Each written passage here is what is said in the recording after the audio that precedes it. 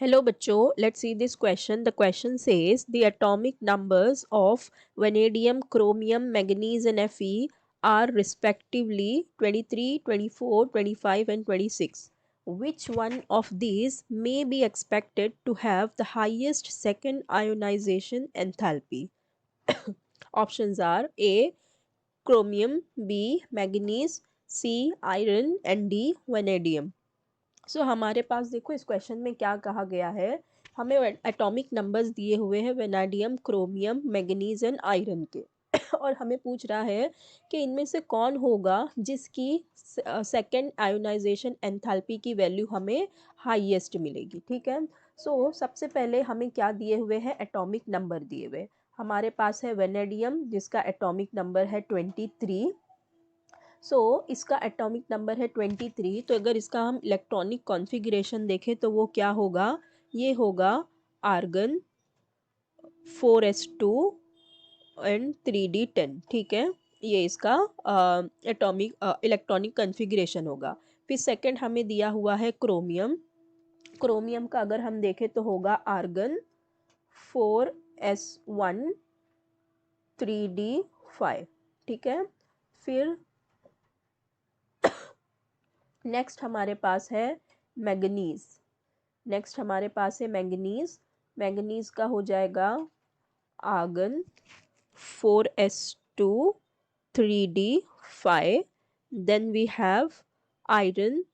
Iron का हमारे पास हो जाएगा 4s2 एंड 3d6। ठीक है, देखो हमें सबका एटॉमिक नंबर दिया हुआ है, ये 23 है, ये 24 है, ये 25 है, ये 26 है। ठीक है, तो इसके अकॉर्डिंग हमने इसका इलेक्ट्रॉनिक कॉन्फ़िगरेशन लिख दिया।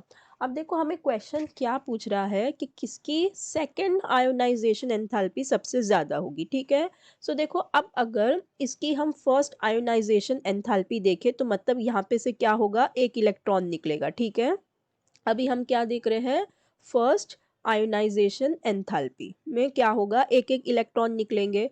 जब फर्स्ट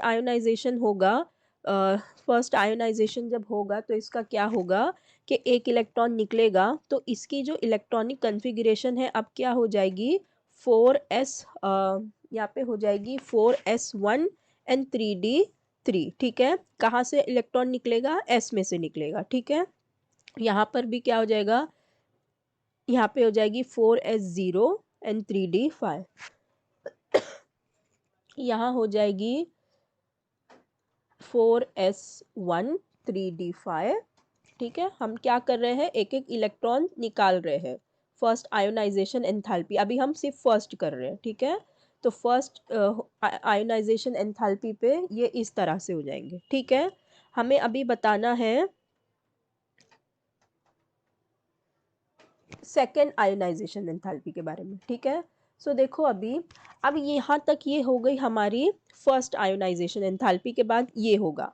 फिर जब हम सेकेंड आयोनाइजेशन एंथैल्पी करने जाएंगे, ठीक है, जब हम सेकेंड इसका आयोनाइजेशन करेंगे तो अब क्या होंगे, अब वापस से यहाँ से एक एक इलेक्ट्रॉन निकालने होंगे। ठीक है, देखो अब अगर हम एक इलेक्ट्रॉन निकालेंगे तो यहाँ पे इन तीनों के पास देखो 4s में एक एक इलेक्ट्रॉन्स है, तो ये s से इलेक्ट्रॉन निकालना बहुत इजी हो जाएगा। तो इन तीनों के केस में हमें क्या लगेगी, जो आयोनाइजेशन एंथैल्पी होगी that will be low ionization enthalpy हमें लगेगी। अगर हम क्रोमियम की बात करें, क्रोमियम के केस में देखो यहाँ पे 4s में 0 है और 3d में 5 है। अभी देखो 3d में 5 है, इसका मतलब जो हमारा 3d वाला शेल है वो हाफ फिल्ड है। ठीक है, वो कैसा है, हाफ फिल्ड है, मतलब यहाँ पे 5 इलेक्ट्रॉन है जो हाफ फिल्ड है। तो यहाँ से हमें अभी इलेक्ट्रॉन निकालने के लिए मैक्सिमम